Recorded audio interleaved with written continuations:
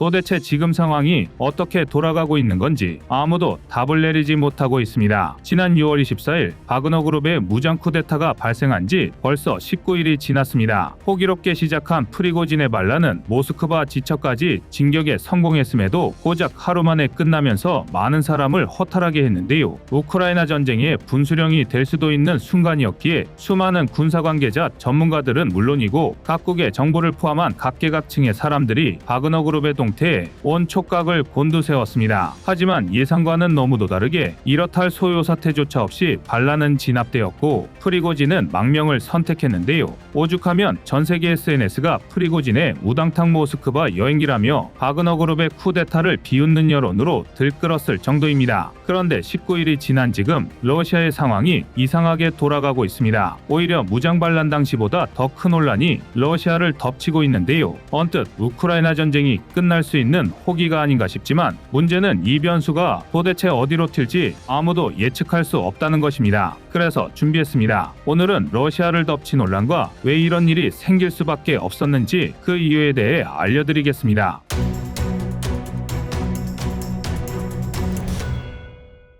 벨라루스 망명, 해외 도피 또는 쿠데타 이후 프리고진의 거취에 대한 논란은 다양했습니다. 알렉산드르 루카셴코 대통령이 프리고진이 벨라루스에 있다고 직접 밝힌 데다 바그너 그룹의 군사기지 목적으로 추측되는 300여 개의 텐트가 벨라루스 아시포비치에서 포착된 것을 들어 벨라루스 망명설을 지지하는 사람이 가장 많았고 일부는 러시아와 아예 관계없는 제3국으로 도피했을 가능성도 제시했습니다. 또 일부는 그동안 푸틴이 정적을 처리해온 수많은 사례들을 예로 들며 일명 홍차를 받을 가능성이 가장 높다고 주장했는데요. 이 주장들의 근거는 모두 달라도 결론은 결국 하나였습니다. 절대 프리고진이 여생을 편하게 보내지는 못할 것 같았습니다. 그런데 최근 기존의 예상을 뒤엎는 충격적인 소식들이 러시아 정보통을 통해 입수되고 있습니다. 먼저 사실 프리고진은 망명을 선택하지 않았습니다. 최근 반란이 끝나고 약 4일 뒤인 지난 23일 푸틴이 프리고진을 포함한 바그너 그룹의 고위 간부 35명을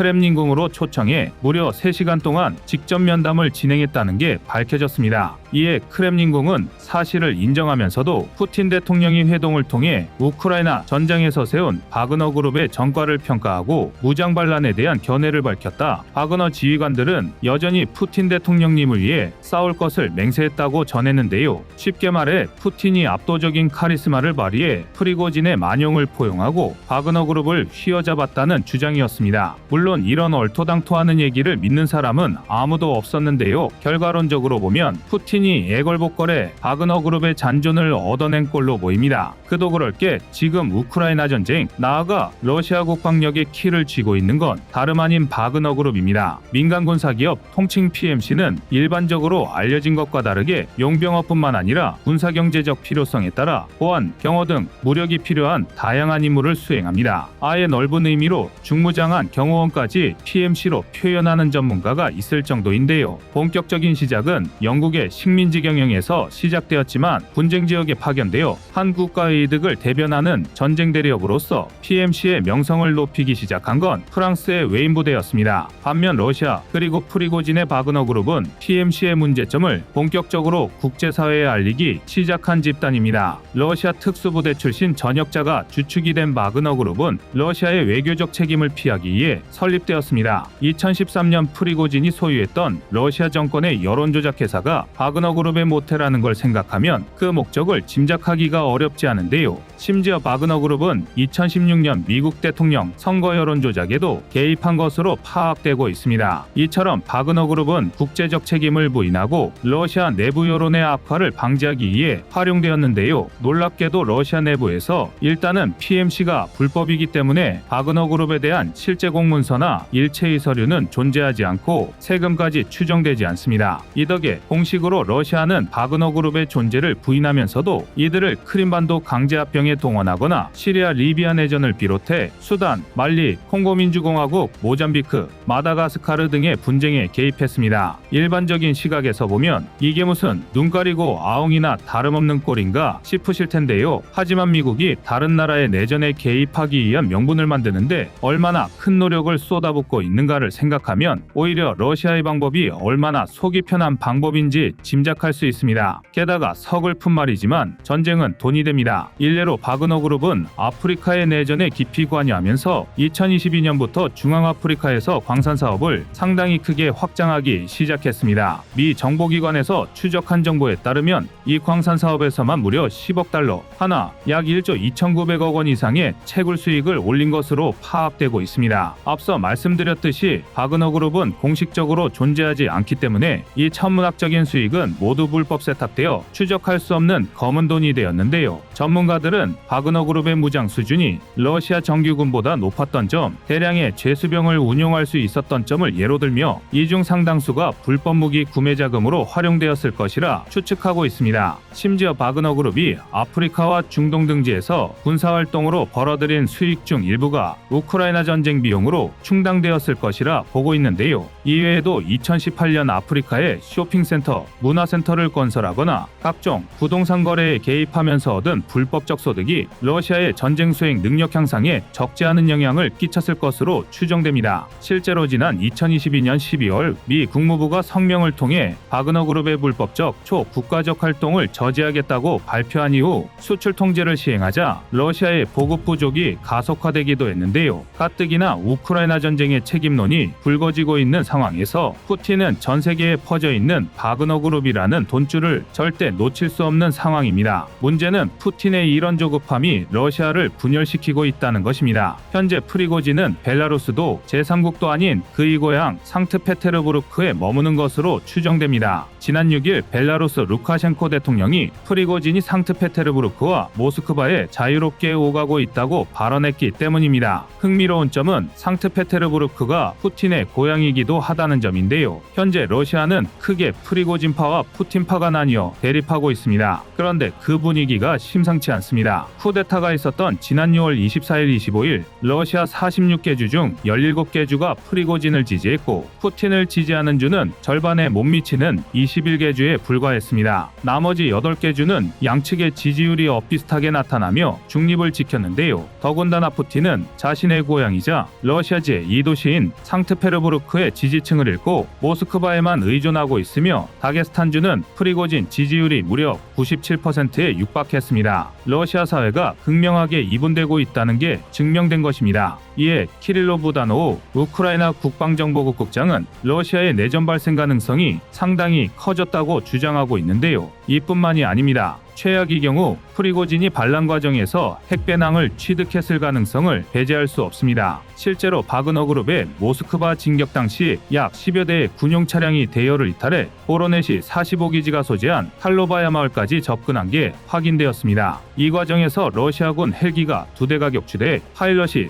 교전이 벌어지기도 했는데요. 다수의 군사정보기관은 바그너그룹이 핵배낭 탈취를 목적으로 보로넷이 45를 공격한 것이라 분석하고 있습니다. 핵무기이기 때문에 어딘가 거창해 보이지만 핵배낭이란 문자 그대로 병사가 가방에 넣어 도수로 운반할 수 있는 소형 핵무기를 말하는데요. 핵만능주의가 팽배했던 냉전 시절 미국과 소련이 경쟁적으로 개발하기 시작했지만 1990년대 초 양측이 모두 폐기하기로 합의한 바 있습니다. 그러나 아무도 두 나라가 핵배낭을 모두 파괴했으리라 믿고 있지는 않은데요. 물론 핵배낭이 아무리 위력이 제한적이라 하더라도 일단은 핵무기인 만큼 바그너그룹이 보로넷이 45의 보안장치를 뚫어냈을 가능성은 작습니다. 또한 핵배낭 가동 과정에는 상당히 복잡한 절차가 필요하기 때문에 일개 PMC에 불과한 바그너그룹이 이를 무기화할 가능성은 희박합니다. 하지만 그럼에도 프리고진의 핵배낭 탈취 가능성을 완전히 무시할 수 없는 건 푸틴의 반응 때문입니다. 쿠데타가 끝난 직후 지금까지 푸틴은 기를 쓰며 바그너그룹을 흡수하고 있지만 정작 프리고진에 대한 통제력은 완전히 상실했습니다. 여전히 주도권은 프리고진에게 있는데요. 게다가 사실상 쿠데타를 방조한 러시아 군부는 대려 PMC로 쪼개지고 있습니다. 미국 전략국제문제연구소 CSIS에 따르면 러시아 내 추적할 수 있는 PMC만 무려 30개가 넘습니다. 바그너그룹의 폭발적인 성장을 보며 러시아 군부 전반에 걸쳐 정규군으로 근무하는 것보다 민간 영역에 걸쳐 전쟁 장사를 하는 게 훨씬 돈이 많이 된다는 인식이 자리 잡았기 때문인데요. 세르게이 쇼이구 국방장관이나 가즈프롬 CEO 알렉세이 밀러는 푸틴에게 충성 경쟁을 하기 위해 독단으로 PMC를 구성, 운영하기도 했습니다.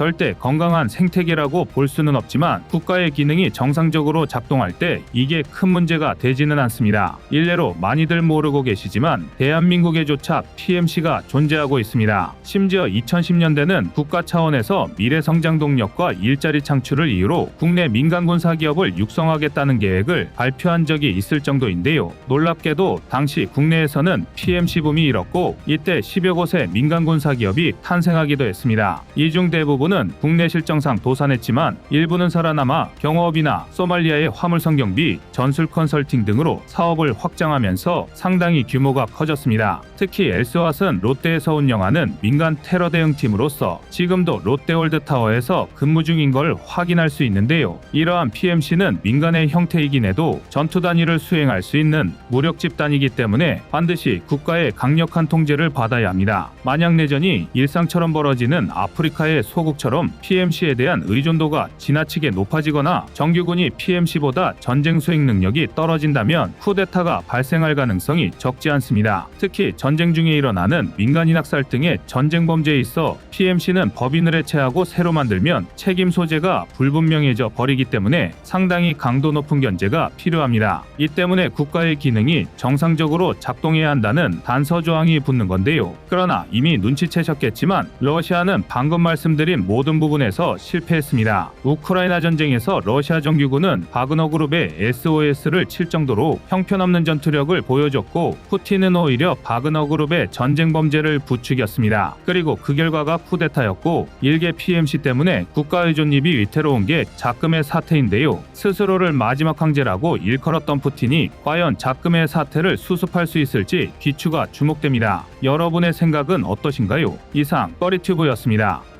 안녕하세요, 꺼리튜브입니다. 그동안 보내주신 사랑과 응원으로 1편 출간에 이어 이번에 꺼리튜브의 새로운 신작 세상에 밝혀지지 않은 현대무기 비하를 출간했습니다. 내용이 어려워 쉽게 다가서지 못했던 군사무기 이야기를 남녀노소 누구나 편하게 이해할 수 있도록 모아봤는데요. 그 누구도 알 수 없던 현대무기 비하의 숨겨진 이야기를 이제 온라인 서점이나 가까운 서점에서 만나볼 수 있습니다. 또 전문적인 군사무기 이야기를 알고 싶다면 꺼리튜브 1편인 대한민국 육해공 군사무기도 준비되어 있습니다.